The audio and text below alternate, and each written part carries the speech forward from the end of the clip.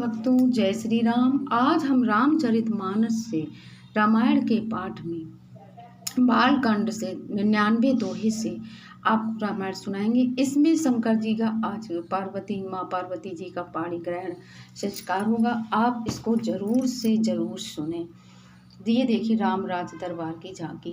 कहते हैं अगर जहाँ नित्य प्रतिदिन रामायण का पाठ होता है तो वहाँ पर सारी विघ्न बाधाएं दूर होती हैं, नेगेटिव शक्तियाँ जाती हैं। इसलिए आप लोग रामायण का पाठ जरूर डेली पढ़ा करें। अब सुनिए।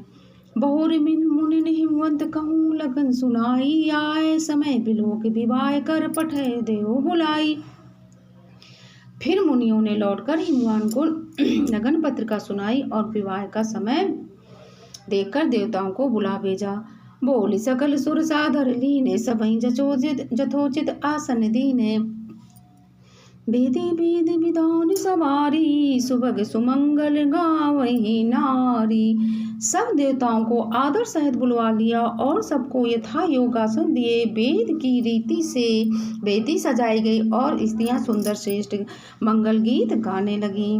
सिंहासन अति दिव्य सुहावा, जाहि न बरनि बिरंची बनावा। बैठे श्री विप्रन सिरुनाई, हृदय सुमिरि निज प्रभु रघुराई।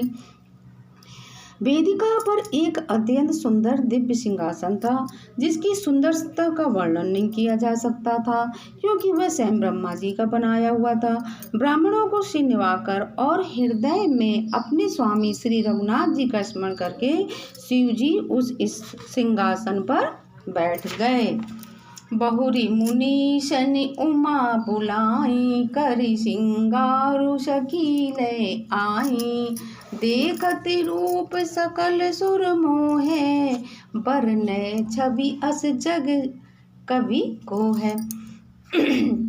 फिर मुनीश्वरों ने पार्वती जी को बुलाया। सखियां श्रृंगार करके उन्हें ले आई। पार्वती जी के रूप को देखते ही सब देवता मोहित हो गए। संसार में ऐसा कौन सा कवि है जो उस सुंदरता का वर्णन कर सके। जगदम्बिका जानी भव भामा, सुरन मन ही मन कीन प्रणामा। सुंदरता मर जाद भवानी, जायु न कोटि बदन बखानी। पार्वती जी को जगदम्बा और शिव जी की पत्नी समझकर देवताओं ने मन ही मन प्रणाम किया। भवानी जी सुंदरता की सीमा है, करोड़ों मुखों से भी उनकी शोभा नहीं कही जा सकती है। कोटि बदन नहीं बने, बरनत जग जननी शोभा महा। सकुचई कहत सुति सेत, सारद मंदमती तुलसी कहा। छवि खानी मात भवानी, गौनी मध्य मंडप शिव जहाँ। और लोक सकहि न सकुच पति पद कमल, मनो मधुकर उदाहरण। जगजननी पार्वती जी की महान शोभा का वर्णन करोड़ों मुखों से भी करते नहीं बनता है। शेष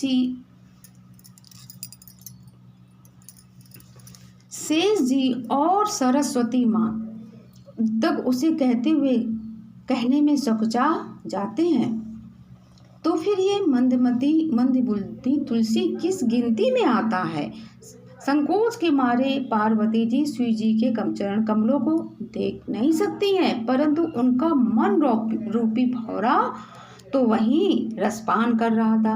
मुनि अनुशासन गणपति पूजे शंभु भवानी, को सुनी संशय करे जनी, सुर अनादि जी जानी।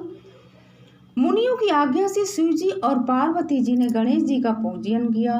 मन में देवताओं को अनादि समझकर कोई इस बात को सुनकर शंका न करें कि गणेश जी तो पार्वती की संतान हैं, अभी विवाह से पूर्व ही वे कहाँ से आ गए। लखन सिया रामचंद्र शंकर हरिओम। जसी विवाह के विधि श्रुति गाई, महामुनि सो सब करवाई। गही गिरीश कुसपन कन्या पानी, भवई समर्पी जानी भवानी। वेदों में विवाह की जैसी रीत कही गई है, महामुनियों ने वे सभी रीत करवाई। पर्वतराज हिमाचल ने हाथ में कुश लेकर तथा कन्या का हाथ पकड़कर उन्हें भवानी शिव पत्नी जानकर शिव जी को समर्पण किया। पानि ग्रहण जब कीन महेशा, हियर से तब सकल सुरेशा। वेद मंत्र उन मुनिवर उच्चरहि, जय जय जय जय शंकर सुर करहि। जब महेश्वर शिव जी ने पार्वती का पारे ग्रहण किया, तब इंद्र आदि सब देवता हृदय में बड़े प्रसन्न हुए, हर्षित हुए। श्रेष्ठ मुनिगण वेद मंत्रों का उच्चारण करने लगे और देवगण शिव जी की जय जयकार करने लगे। बाजई बाजन विविध विधाना, सुमन वृष्टि नभ भय विधि नाना। हरि गिर जाकर भयउ विभाऊ, सकल भुवन भरी रहा उछाऊ। अनेकों प्रकार के बाजे बजने लगे, आकाश से नाना प्रकार के फूलों की वर्षा हुई। शिव पार्वती का विवाह हो गया, सारे ब्रह्मांड में आनंद भर गया।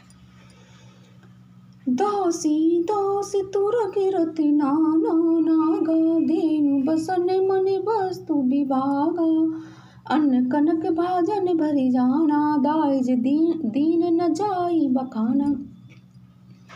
दासी दास, घोड़े, रथ, हाथी, गाय, वस्त्र और मणि आदि अनेक प्रकार की चीजें, अन्न तथा सोने के बर्तन गाड़ियों में लदवाकर दहेज में दिए, इनका वर्णन नहीं हो सकता।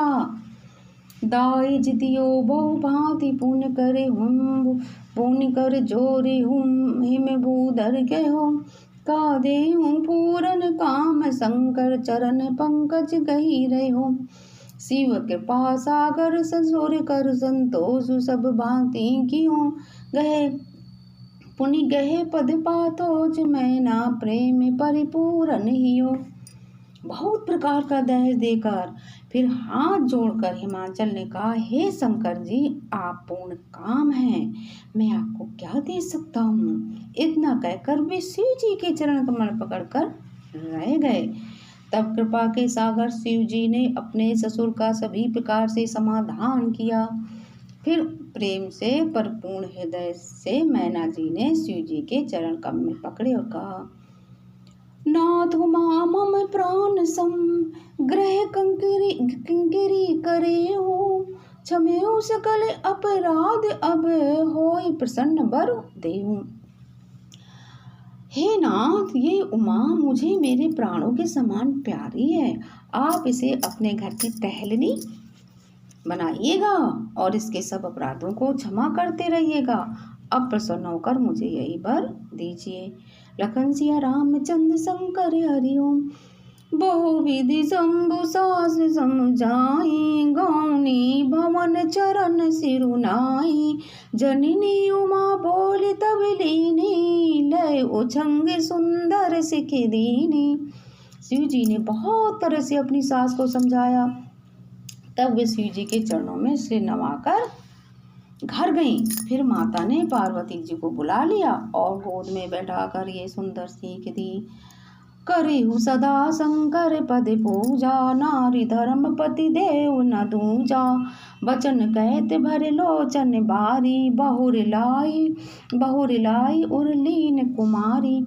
हे पार्वती, तू सदा शिव जी के चरणों की पूजा करना।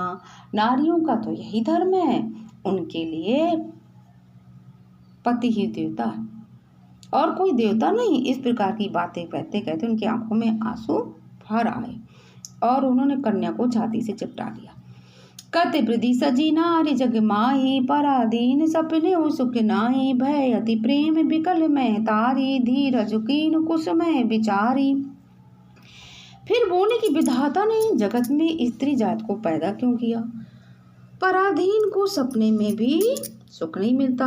यूं गयती माता प्रेम में अत्यंत विकल हो गई, परंतु कुसुमय जानकर दुख करने का अवसर न जानकर उन्होंने धीरज धरा। पुनि पुनि मिलति परत गई चरना, परम प्रेम कछु जाई न बरना। सब नारिन मिल भेंट भवानी, जाई जननी उर पुनि लपटानी। मैना बार बार मिलती हैं और पार्वती जी के चरणों को पकड़कर गिर पड़ती हैं। बड़ा ही प्रेम में कुछ वर्णन नहीं किया जाता। भवानी सब स्त्रियों से मिल भेंट कर अपनी माता के हृदय से जा लपटी जिननी बहुरी मिली चली उचित आशीष सब काहू दही। फिर बिलोकति मातु तन तब सखी लय सिउ पई गही। जाचक सकल संतोषी शंकर उमा सहित भवन चले। सब अमर हर से समन सुमन बरसने निशान नभ बाजे भले। पार्वती जी माता से फिर मिलकर चली, तब किसी ने उन्हें योग आशीर्वाद दिए। पार्वती जी फिर कर माता की ओर देखती जाती थी। तब सखियां उन्हें शिव जी के पास ले गई। महादेव जी सब याचकों को संतुष्ट कर पार्वती के साथ कैलाश को चले।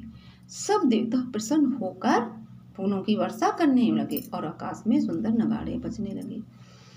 चले संग हिमंत तब पहुँचावन अति हेतु। विविध भांति परितोष करी विदा कीन वृष केतु। तब हनुमान अत्यंत प्रेम से शिव जी को पहुंचाने के लिए साथ चले। वृष केतु शिव जी ने बहुत तरह से उन्हें संतोष कराकर विदा किया। तुरंत भवन आए गिरिराई सकल शैल सर लिए बुलाई। आदर दान विनय बहुमाना सब कर विदा कीन हिमवाना। पर्वतराज हिमाचल तुरंत घर आए और उन्होंने सब पर्वतों और सरोवरों को बुलाया।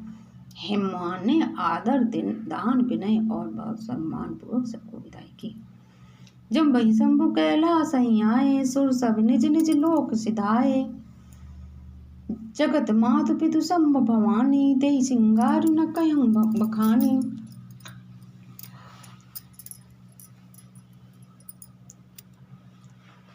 तब शिव जी कैलाश पर्वत पर पहुंचे। तब सब देवता अपने अपने लोकों को चले गए।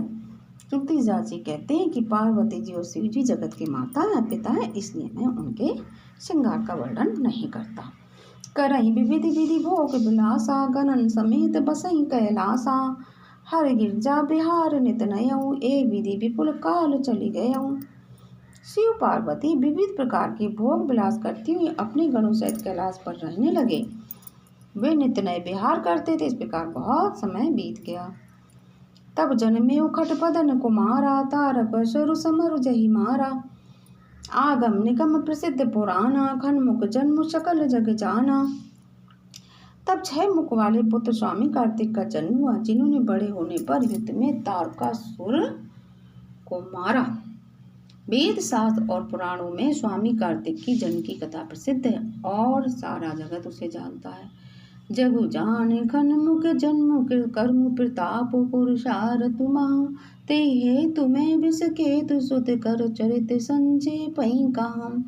जे उमा समूह विवाह जे नर नारी कही जे गावही। कल्याण काज विवाह मंगल सर्वदा सुख पावही। खड़ानंद स्वामी कार्तिक के जन्म के कर्म प्रताप और महान पुरुषार्थ को सारा जगत जानता है, इसलिए मैंने वृषकेतु शिव जी के पुत्र का चरित्र संक्षेप में ही कहा है। शिव पार्वती के विवाह की इस कथा को जो स्त्री पुरुष सुनेंगे और गाएंगे कल्याण के कार्यों विवादी मंगलों में सदा सुख पाएंगे। चरत सिंधु गिरजा रमन वेद न पावई पारू। बरने तुलसीदास किमी अतिमति मंदु गंवार। गिरजापति महादेव जी का चित्र समुद्र के समान अपार है, उसका पार वेद भी नहीं पाते हैं। तब अत्यंत मंद बुद्धि और गंवार तुलसीदास उसका वर्णन कैसे कर सकता है। लखन सिया रामचंद्र शंकर हरिओम। प्रिय भक्तों, हम यहाँ पर बस इतनी जानकारी देना चाहते हैं, जिन भी कन्याओं का विवाह नहीं तय हो पा रहा है या देर से हो रहा है, तो प्रतिदिन वो कन्या बाल कांड के 90 दोहे से और 103 दोहे तक शंकर जी पार्वती जी का इसमें पूरा विवाह का वर्णन है, प्रतिदिन पाठ करेगी तो 90 दिन का इसका अनुष्ठान होता है, कम से कम 3 महीने का। उसको तो बराबर करती रहे, विवाह तय हो जाएगा। बोलिए जय श्री राम।